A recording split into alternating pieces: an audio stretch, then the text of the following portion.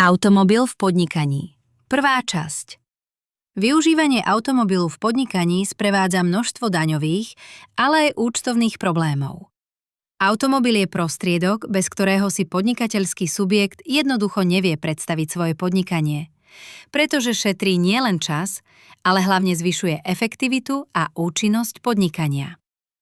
Ak sa pozrieme na daňové výdavky spojené s užívaním automobilu, musíme hneď na začiatok povedať, že tieto výdavky priamo súvisia so zaradením automobilu. Podnikateľský subjekt sám rozhoduje o tom, či automobil zaradí do obchodného majetku alebo nie. Rozlišujeme niekoľko prípadov zaradenia automobilu do podnikania, a to: po prvé, automobil, ktorý je zaradený do obchodného majetku. Po druhé, automobil, ktorý nie je zaradený do majetku, ale je prenajatý. Po tretie, automobil, ktorý nie je zaradený do majetku, je obstaraný formou finančného leasingu. Po štvrté, automobil, ktorý nie je zaradený do majetku, pretože ide o súkromné motorové vozidlo, využívané aj na podnikateľské účely.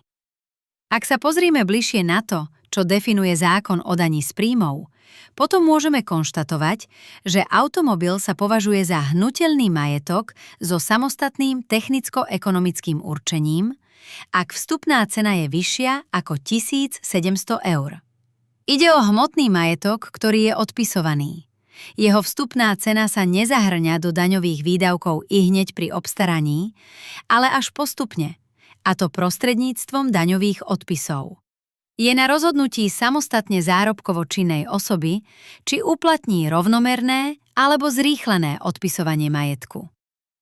Ak je automobil zaradený do obchodného majetku, podnikateľ má povinnosť účtovať o motorovom vozidle ako o obchodnom majetku a evidovať daňové výdaje v preukázateľnej výške, napríklad nákup pohonných hmôt, zaplatené havarijné či zákonné poistenie, opravy a údržby vozidla, jeho technické zhodnotenie, odpisy a podobne.